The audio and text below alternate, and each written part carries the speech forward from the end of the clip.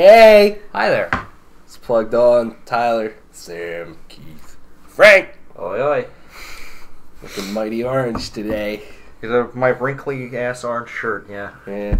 That's fine. You probably couldn't tell it was wrinkled on the camera feed until you said something. Well, now they know. And Man, you're not gonna. I know you're not going to edit that out. No, not in the slightest. Absolutely not. Have you seen any of these things? Hey, I put some time into them. The end of the year stuff. I put pretty pictures in them. Yeah, I try to sometimes when I was like, when the editing program works, which last time I tried to make something, it didn't do that. It did not work. Yeah. We're going to talk about glass in this window behind me. Boom. Like, there we go. Like, are we talking double paned? Are we talking stained glass? What kind of glass? We're going to talk about some glass cleaning products. Get that Windex, boy. Yeah, ShamWow. Get some ShamWow going in here. Yeah, get some Greek. Get some M. Night ShamWow on this shit.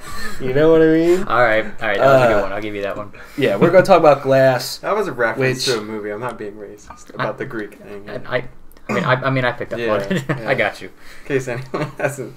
Never mind. Glass is the latest M. Night Shyamalan movie. Takes Unbreakable from 2000 with Bruce Willis and Samuel L. Jackson. Takes Split from 2016 with James McAvoy, Anya Taylor-Joy, and puts them together. And they're now in a universe, and things happen. Things definitely. But it takes the characters from both of those movies and kind of brings them together in their own superhero universe, if you want to call it that. Yeah, I wouldn't necessarily categorize them as... They are superhuman. Yeah. But I wouldn't necessarily categorize any of them as It's a different take. superheroes. It's just a different take of the genre, I think. I mean, well, yeah, that's a completely different topic for another day. Yeah. But, yeah. So, why don't we'll probably get into spoilers later, but why don't we keep it just high level for now? What do you guys think? High level, what does that mean? Oh, like Bird's eye spoiler view, free. boy. Okay. Boy. Sure. The biggest thing that stuck out to me in this movie was the pacing. That's the first thing, like, walking out of the movie, I thought, like, I think the first half of the movie does very well at building up something. I think the whole movie does alright at building up to something. But for me, as a moment of, like, climax, it's not super climaxy, to use a term that all the Hollywood people are using. Climaxy. But no, the first half of the movie I thought like was had solid pacing to it. There were enough things to really keep me, I guess, learning more as the movie went on. Things were revealed to me. I'm beginning to see the plot unravel. And I felt like for maybe the last third of the movie, it kind of relied on everything that was already there.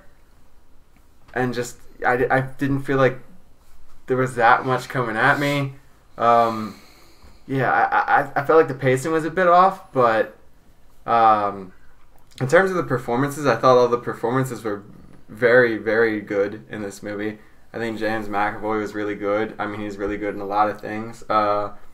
Bruce Willis was Bruce Willis. A little better version of Bruce Willis, I think, than maybe we've seen in past couple years. But Samuel Jackson was good. But his character, what's his name again? I Miss David. David Dunn. David Dunn. Yeah, I knew it was Dunn, but yeah, that character, he doesn't really have much personality to him at all. There's not much there to act to. Yeah, but I will say that it's a lot of times, especially like more recent movies, Bruce Willis does seem bored, and he does seem like he phones it in a lot of times, where it looks like he put in at least some effort into this one, like enough for the character. But he was still Bruce Willis. I mean, he's always going to be Bruce Willis. But I'm getting a paycheck. Oh well. Man. Yeah. But I thought the performances were pretty good. There are a couple things I do want to say about the movie, but they reveal a little too much, I guess, for maybe this portion of the review. Probably get into that a little bit later. I thought some of the cinematography was interesting. Like, some of it was really cool. some of it was a little weird, like people walking out of a door and the camera like swoops in and like turns upside down. Yeah. Some parts with the beast sort of crawling and this like the camera moving around. I thought some of the shots were pretty cool. Others were experimental, I guess, in a way. But yeah, I thought some of the cinematography was pretty cool. It stood out to me. That's all I got for right now. Yeah, I mean, I think the movie is good. It's just it doesn't have the payoff that you expect from what it was building. It definitely goes into a different direction than what I was thinking. I don't necessarily think it's all bad that, it went in a different way. Definitely don't want to get all Star Wars The Last Jedi on this shit, but the movie sometimes is just super fucking slow. Yeah. And its pacing is very much more Unbreakable than it is Split, in my opinion, because Unbreakable is very slow the entire time.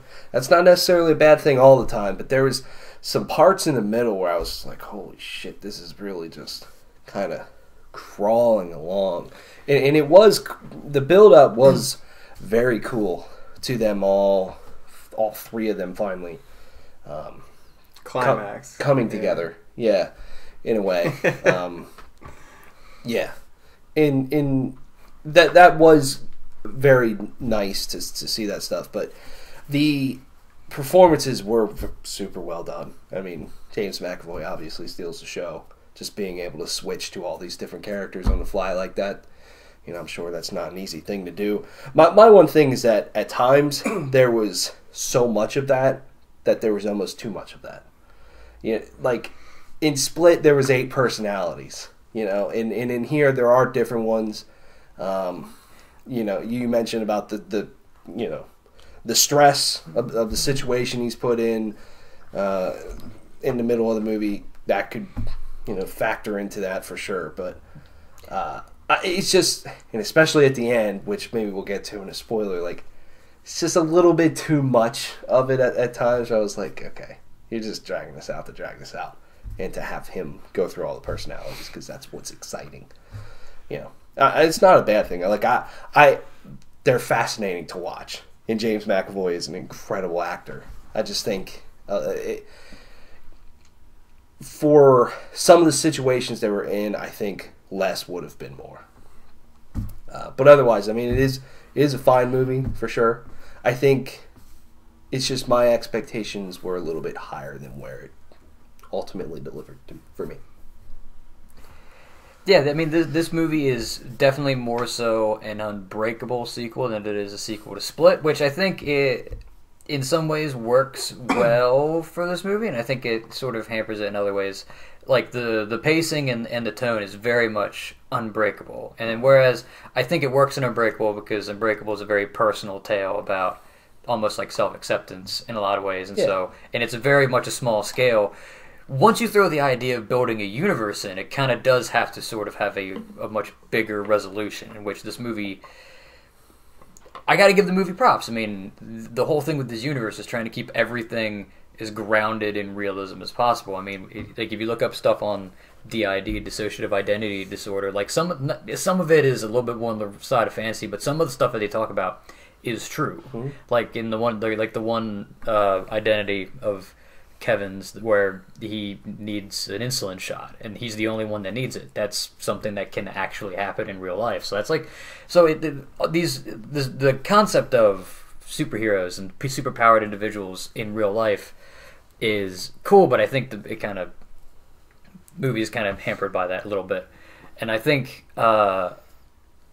they use Split more, like the stuff from Split, especially James McAvoy and character Casey, the other character from Split, and they use them to kind of boost the stuff from Unbreakable, almost, which would be a little bit more than spoilers, almost at the expense of what happened in Split, like especially with some of the character development stuff, which is a little weird at times. But yeah, James McAvoy is great. I think I read somewhere that they've they filmed stuff for all 24 personalities, but they ended up using, I think, 21 of them. Like, so there's like 20 to 21 different ones in this film that but they filmed all of them, and then they're just like, yeah, I guess 3 of them weren't good enough, so we just cut them out. And I'm like, all right, that makes sense. But I really like. I mean, it's the best part of Unbreakable. The dynamic between Elijah and David is awesome, especially once Elijah kind of comes into a little bit more of the story. But I almost wish we would have saw more of them together. It kind of came in a little late. Yeah, in a way. This movie's so weird because I feel like this movie naturally wants to set up another sequel, yet it resolves itself in a way where that might not happen, or at least definitely not in the way that it wants to set it up. And I'm like, it's the weird thing. Like, yeah, it's again, this is very much sort of like how Split was like, hey, if this movie doesn't do all that well then it's just a movie with a loose connection. But if it does well, we'll make a universe. Same kind of thing. If Glass does well, who knows? Maybe they'll expand the universe or not. This is the end of the trilogy, which is, I mean, I don't know how to feel about that. But I mean, yeah, all the performances are great. I agree with Sam. I really like the cinematography. The one scene that I really liked was the scene where Elijah's like rolling down the corridor, and then sort of just out of focus behind him, you see the Beast fighting security guards. I'm like, that's a great sequence and a great shot. Yeah. A couple of the other ones, like how it felt almost surreal, the camera, during the one major scene where Kevin's switching between all his personalities. I really like how that scene was shot, or the scenes of Elijah just sitting in his room, and then it's just him, and then you see the door opening and things happening around. I'm like, again, and Night Shyamalan he's a good director. It's just that sometimes I think the writing is where a lot of things suffer. Like cinematography wise, a lot of his movies are actually very good. It's just the writing and the self-imposed need for there to be some sort of was twist. That him in the movie? Yes. Yeah. Yep. I thought so. And it's a reference to both the character that he played from Split and in the first Unbreakable. And I'm like, because doesn't he put himself in like a lot of his movies? He does. That's what I was thinking. He does like, the Hitchcockian thing of making sure that he has a cameo in every single one of his movies. And I'm like, but yeah. Like he thinks he's Stan Lee or something. Yeah. He thinks he's Alfred Hitchcock. He thinks he's some great. Like I said, I mean, he has the Sixth Sense, but he also has The Happening. So, it's a fine movie. Yeah, I enjoyed it quite a bit. I recently... Hold on. You said The Happening, right? Yeah. No. I can't say it. Sorry, you can't talk about The Happening without going, what? No. Sorry. Continue. Yeah, I recently watched Unbreakable and Split, and just watching those back to back, it kind of gave me a little bit of context going into this, like what kind of universe this is, and it's not necessarily going to be over the top fantastical at all. It is going to be more grounded, but just with some supernatural or superhuman elements to it. I think it's more interesting than, you just suddenly have these fantastical powers. I think it's interesting because it is feasible, and one of the major plot points in the movie is trying to convince them that they don't have powers. Mm-hmm. And I think that's a very interesting twist. Not necessarily a twist, an interesting plot that goes on throughout this movie. It's easy to see how maybe they made themselves believe in certain ways, and they explained it away in a way that was feasible, and it got you thinking about whether the things were real or not. Well, in that universe, of course they're not real. Yeah, I mean, I do kind of like how it's. I don't want to say they left it ambiguous, because there were a couple things like that were like, I don't know how you explain that away, but in a way it's still kind of like there's that possibility almost, like it could be like it's sort of left ambiguous, but it's not. Yeah.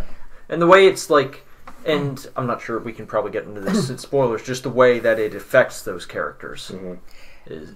It's just, but my only thing is, I do like that plot point, because it's a very well thought out scene, especially where there's one specific scene where that happens, but My one thought going through that was I was like, isn't this sort of what happens in Unbreakable? We're in reverse. Like in Unbreakable, it's him convincing himself that he doesn't have powers, and then eventually he gets convinced, and now it's like, that's the plot twist. And I'm just like, M. Night, and I'm just like, I was like, and I get that, but I was like, man, this would be. I couldn't help there thinking this would be a little bit more of like a thing if like Split was the first movie and this was just a sequel, but then. I mean, that's just a minor thing because it's like, again, in this world grounded in realism, of course, that's going to happen, Because and what Elijah says it very poignantly. Yeah, you can explain all this away, but it doesn't take away what it is. Mm-hmm. The fact that, you can explain away why you can crawl along walls, but you can still do it. Yeah. Like, it doesn't take away. I'm like, oh, yeah, I guess that's one way to look at it. So yeah, it's such a different take on this stuff that in an age where Marvel and DC movies just dominate the fucking box office every year, that something different like this is very refreshing. Yeah, I think I like a lot of the ideas in the movie more than I like the actual movie. I think they're like the realism, like the superhuman instead of superhero sort of aspect of it. There are a lot of the ideas that I like more than I guess I like the execution of the movie sometimes, because like we kind of said, some of the pacing was it could be kind of slow. The more I think about it, the more these three movies seem like prequels to set up something bigger. Like this is like kind of like Elijah said at one point in the movie, like this is the origin story. Yeah. This isn't the limited edition, it's the origin story. Yeah, it does seem like three prequels, because it's not like I said, the climax in this movie wasn't something super grand, something really big. It was like this, there's a lot of like real moments, and I feel like it's just kind of the start of something in a lot of ways. But yeah, and I think it was a bit of a tease, but it was also clever for them to like hint at something bigger that could have happened in this movie, but eventually it doesn't work out to that plan. Yeah. Although I feel like these movies could have been, I like what they are for what they are, but I feel like it would have been interesting to have like movies and then come back and do like these and see like, okay, this is kind of how things started. Like, I don't know. It just feels like it's something sort of out of order a little bit. Like I don't know. Maybe it's just me that I feel like I don't know. There's a lot of like questions about the universe, like where things might go, and I'm used to like knowing what's happening and then seeing how it began. It's weird seeing how a lot of things begin and seeing like the origins of things, and then not really knowing what else is the possibilities are. But that's kind of cool in a way. I do like a lot of the ideas, but just the movie itself. Sometimes I feel like the ways they introduce certain things into this movie about that world just kind of doesn't make sense for, like, if it's going to stop here, that's going to be a huge hole in what we know about these movies. Yeah. To me, it's one of the issues that I have with a lot of M. Night Shyamalan movies is that the sort of... It's the joke that there's always the twist or multiple twists, and it's like that's part of the spectacle, and how there being a twist is a substitute for there being resolution, because it sort of solves things out. Like, because maybe my biggest problem with this movie is the fact that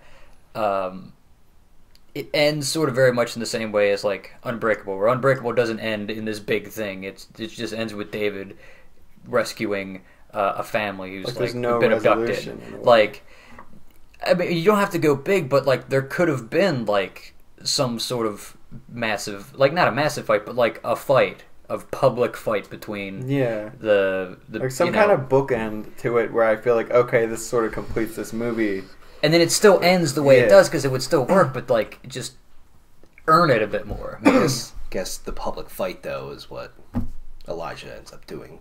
Yeah, but it's just like, it just felt like it came in the wrong order in some ways. Like, again, it felt like it wasn't necessarily earned, because the third act's really weird. Like the third act is, I think, where this movie falters the most is in the last 30 minutes, where it sort of feels like it's setting up for this big thing, and then it doesn't make it to that big thing, which is why I said like it feels like there should be another movie after this. That's kind of like the double-edged sword of like the realism in the movie, you know? Yeah. Because like there's not always going to be that big fight, but then that doesn't really translate to like the most entertaining movie. It's sort of this back and forth, I guess, you know, like yeah, it is tough to kind of balance the two. Like, yeah, we want to make this a realistic movie, but then at the same time we're going to have these two guys fighting in the skyscraper. It's almost like, I mean, I'm saying they had to make it to the skyscraper. Well, just maybe yeah. have the fight be a little bit more about them and go on a little bit longer. Like, Yeah, it seemed like there was yeah. so many other things. It was not the focus. Yeah. It was everything. The whole thing was the focus, and I'm like, I don't know. I think if we want to get much further into We're gonna this, have to- we're we're gonna gonna have to have to go talk into spoilers. spoilers because Yeah. there are some things that you just can't talk about without spoiling the movie. Sure. What would you? Good scores. all right, so 21 minutes in. Oh, wait, no, we got to scores. We got to do scores. All right. I don't Whatever. want to start. I want to say, like, I don't know, someone else go. I'll give it like a 6.5. I think it earns that. It's good. It's a fine movie. Has its I'm kind of faults. surprised by that. Because you usually give a little more credit to movies than other people. Yeah, I I was going to say 6.5, but then I was like, that might be a little harsh, but I was thinking about going 7. I'm thinking I don't know. either like 6.5 or like a 7. But like I just think that it's a movie that doesn't that does hit its concept, but maybe not as well as I would have hoped in a lot of ways. Oh, I would lean towards giving this a 7. Yeah. For personally, I feel Yeah. it's in that range of movies, and just stacking it up in my head and like other movies that are similar to this. Like I know you've probably done something on Split on this channel sometime, and that I wasn't here for. I'd give Split like an 8.5. Yes, that's phenomenal. I think Split is a great movie. It's not quite like amazing or a masterpiece to me, but it is a great It's movie. incredibly entertaining. Yeah, it is very entertaining. I think Glass it is entertaining, and it's got a lot of intrigue, and it has a lot of setup, and I just hope that one day it all pays off the way that we want it to, but that's just not this movie. It was fun for me to think about plot-wise and just all of the threads interweaving together, and I enjoyed it quite a bit. I'd give it a 7. I think it's a very strong 7. I enjoy it less than Split, but a hell of a lot more than Unbreakable. And there's a lot of great things that it does. It just stumbles at spots. But I really hope that we get more from this universe, whatever it may be, because it is a fascinating universe. Yeah. And while they do shut the door on a lot of things, they do leave it wide open. They leave the universe For open. sure. This movie's a lot like Mr. Glass himself. Like, Yeah. there's a lot that makes the mind wander. There's a lot going on up here, but it has limitations. It's stuck in it. I could work at IGN. Yeah, there you go. I just gotta come up with like a clever title. I don't know. It's 6.5 or 7. You decide. You decide. We'll leave it up to the fans. Yeah, so we're going to talk some spoilers.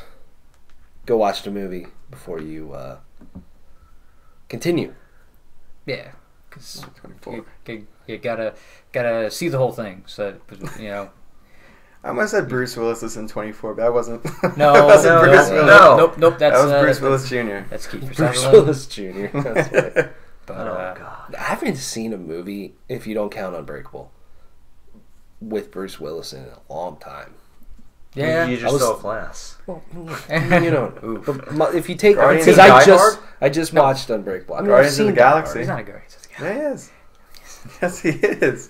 Yes, he is. Every one moment. No. Yes, he is. He has a cameo. Okay, maybe. No, I'm just fucking. I with figured you. as much. I figured as much. He was in Blade Runner. Yeah, no, he wasn't that. No. Like I said earlier, to kind of bring up Blade Runner, Blade Runner 2049 was my favorite movie of 2017. The original Blade Runner is one of my favorite movies. They're both two of my favorite movies ever, and they're slow as a MF. Yeah. And I thought this movie was slow. This movie was too slow for me, and those are like movies that I dearly love. But this movie, I was just like, I don't know. It just felt like at a certain point. It Kind of like I said, like it was building up and it was giving you new things, like new information, and it felt like, you know, you were kind of going uphill, and that just kind of leveled off, and you didn't really get too much, and it was just kind of like everything was sort of taking forever. Like it felt like every shot they like showed someone walking from one corner of the room to the other corner of the room. I'm like, just cut it so they're over. Like it just felt like they had to show, like everything was tense. But it wasn't like it was no longer tense, you know. Yeah. Like they kind of ruined that sort of suspense of like what's going to happen when nothing was happening. Yeah, like I thought a nice pop was when Glass killed that nurse guy. That Yeah, I was like, doctor yeah. guy. I was like, oh Also, shit. I don't remember where he fucking got that broken glass from. Picture frames. picture frame. Like, Yeah, but but he he broke picture them. frames. Like, Yeah, yeah, I like, guess he broke like- them himself. Yeah, like the dude was like, you know, Which- it's like, oh, your picture frames are crooked. Which What fucking morons would let him have picture frames? But whatever. you know, man. Well, again, up until that point, they were convinced he was heavily sedated. Yeah.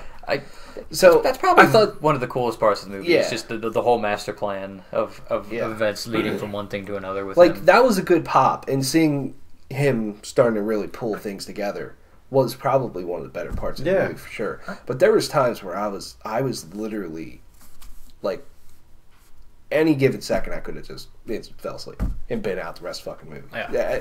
In kind of that middle section, just because I felt like it just drug on when it shouldn't have, in a way.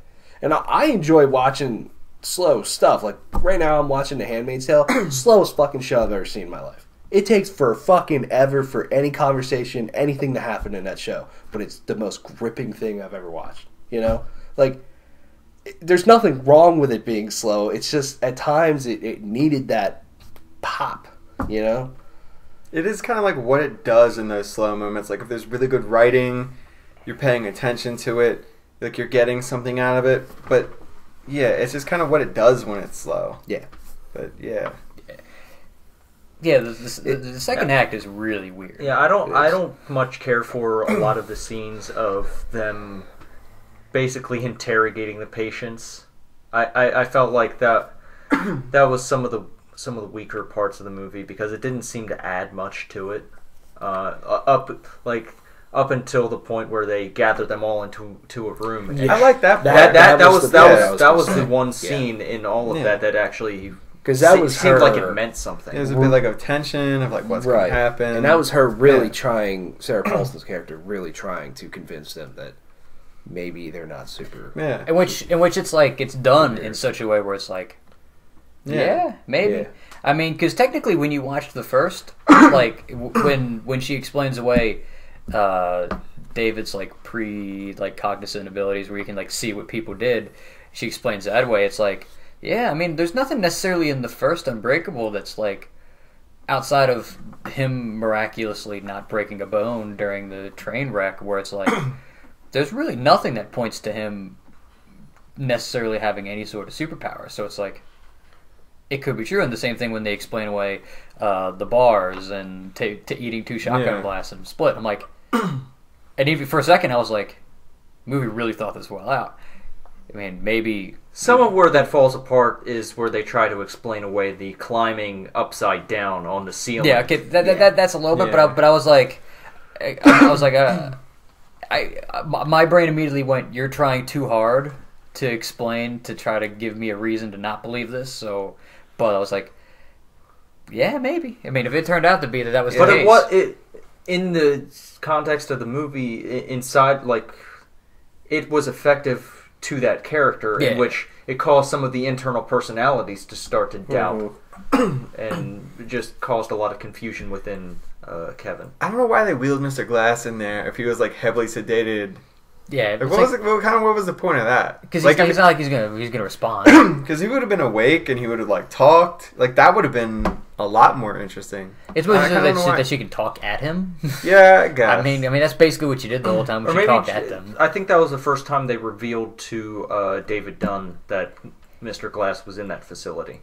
Yeah, he just looks at him. He's like, "You gotta be fucking kidding me." Yeah. Yeah. The one thing towards the end, they're all being killed because Sarah Paulson's character is part of the Templars. Essentially, some secret organization. They all have the same tattoo. Yeah, that wants to keep order and not let these superhuman people be more known than they potentially are, and so that more of them don't emerge or whatever. I was incredibly confused the first time that happened when she took David's hand and they showed the flashback or her moment that David can always see when he bumps into somebody, and I was like, what the fuck is this? And I'm like, what did she do? She's just sitting there and some dude closes curtains. I was just like, okay. Yeah, then they get to it and they explain it later on, but at first I'm like, what? The thing is with that twist, which is what I was thinking about, is like that could have been a great twist because it is very realistic for again that world. Like it's sort of that thing where it's like, if this is possible that these people could exist, how come? Again, it's sort of that thing. How come we've never heard of any other ones? Yeah. And this sort of explains it away. But the movie does very little to earn that twist. It comes out of nowhere. Now, granted, it's after one viewing of the movie, and also, who knows, maybe there's some kind of subtle clues. But it's just like, if you kind of look for it too much, then it's not really a clue. So it's, I mean, and that's another thing that to me, in potentially future movies, if they make it, like, could be an interesting idea for them to really expand on more. But at first, initially, like that first scene, I was like, this is weird. It's like that could have been a lot more effective. The introduction of this secret agency could have been more effective if there were any explanation of that agency whatsoever. Like if perhaps one of them got away for long enough just to have that time in the movie to kind of like set up this this third party here. Yeah. But they're just too efficient in killing.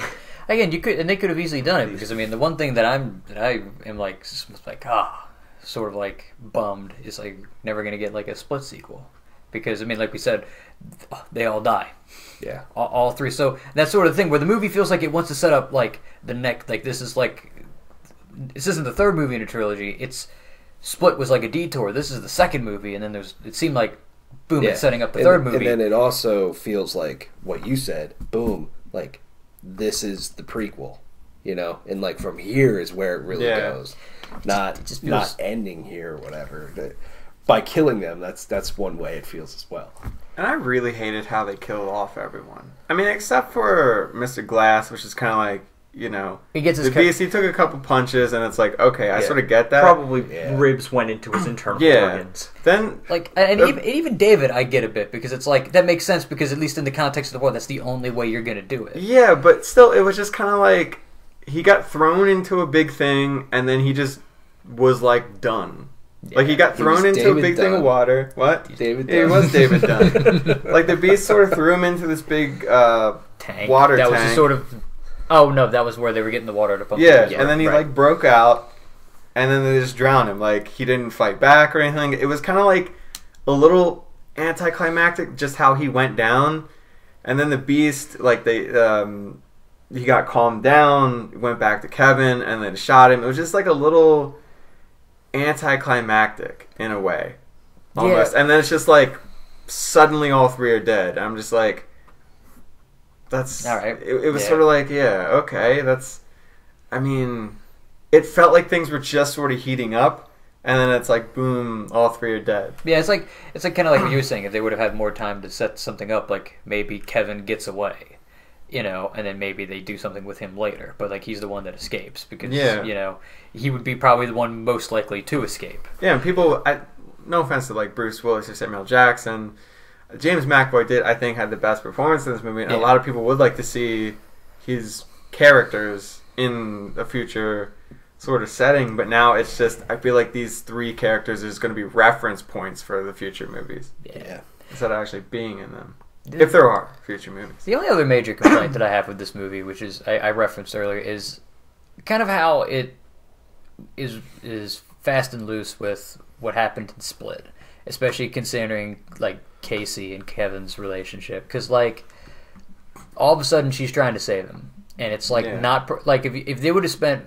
a scene, maybe two, explaining why. What even is her character motivation? It's like they're both abused people, and so if you would say like that she feels a connection to him because of that, and then like that's all you gotta say. Which, granted, you can pick up on it and infer it, but it's like it feels really shallow because that's not really brought up at all in Split, and then it's not brought up at all. It just sort of happens. She's told, "Hey, he's locked up," and then she goes, and it's like, "Oh, I'm gonna try to save him," and I'm like, why are you trying to save him?" Now, maybe if like during that first scene, somehow Kevin comes out and then he's like, "I'm scared. I don't know what's happening." Then maybe it's like, well, you get a little bit of that at the end, towards the end of Split, where Kevin comes out and asks her to kill him. But I mean, but I mean a little bit more. I don't know. It's just, it's again. I feel like there's a lot of things that this movie tries to go for that it does not deserve. It just felt like her character,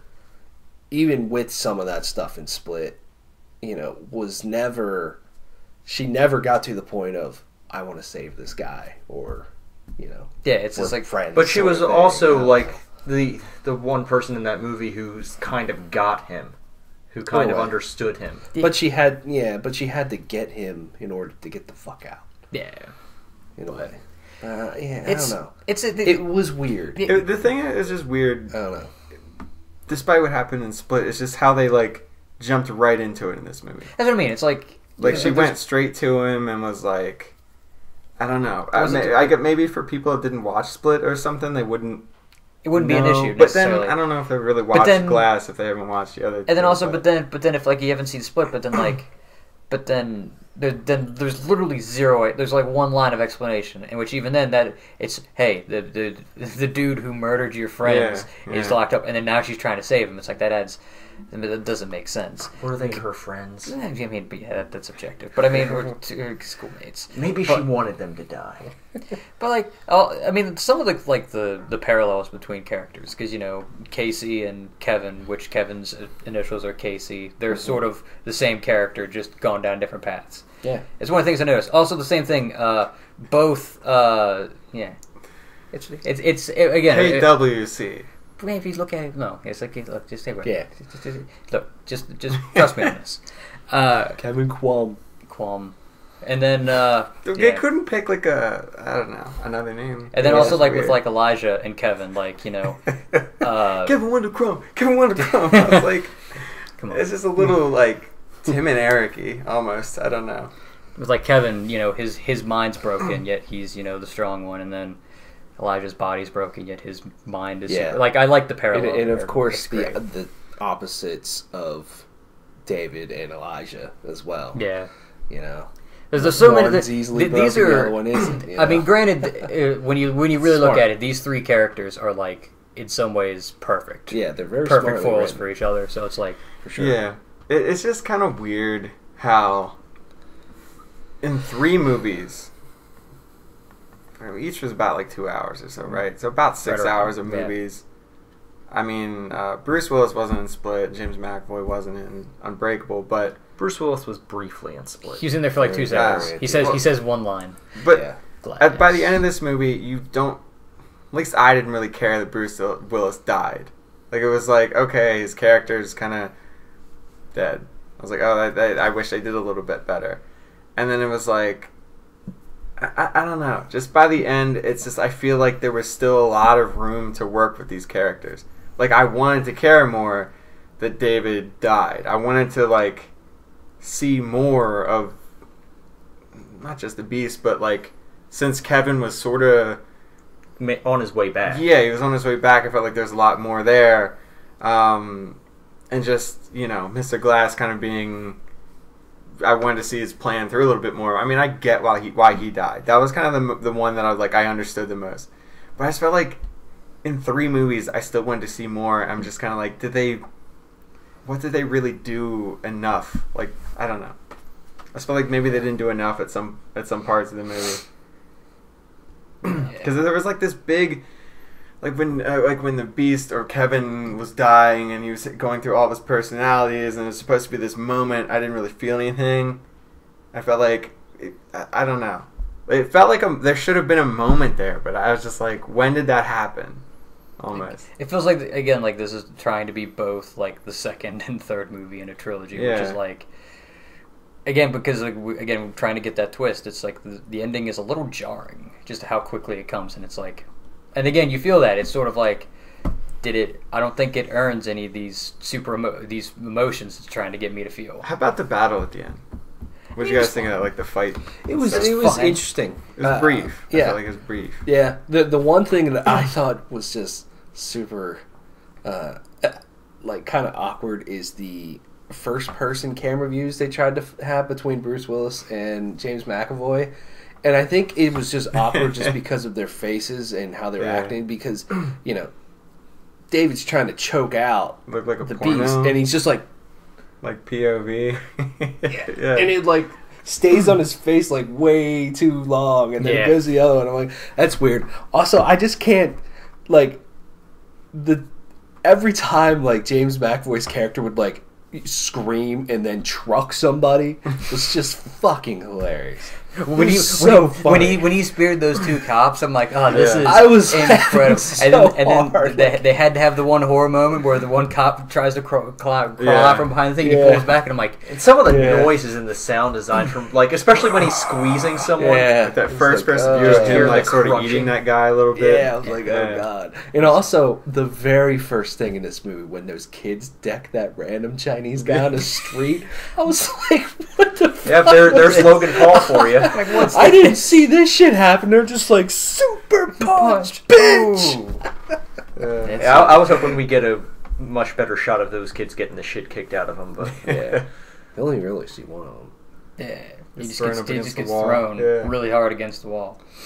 But, yeah. Class. Definitely check it out, especially if you've seen the other 2. I think it's worth it, because I can see it being a divisive movie. Yeah. I mean, to me, like, I don't know. I feel like there's some... I feel like it would be difficult to pick up on some of the things if you didn't see both of the movies, though. yeah. But I don't know. In conclusion, I feel like these 3 movies are just sort of like backstory made into movies, almost. In a lot of ways, like the precursor to what's actually going to come, if it ever does. Who knows? It'll be another 15 years, and then we'll get the 4th movie. That's like all of the side characters who are all sitting together at the end. They find they have powers. Yeah. I don't know. I could see that happening. Honestly, that's where I thought they were going to go when they were talking about the origin story. I'm like, they're going to fucking get powers. It's exactly what's going to happen.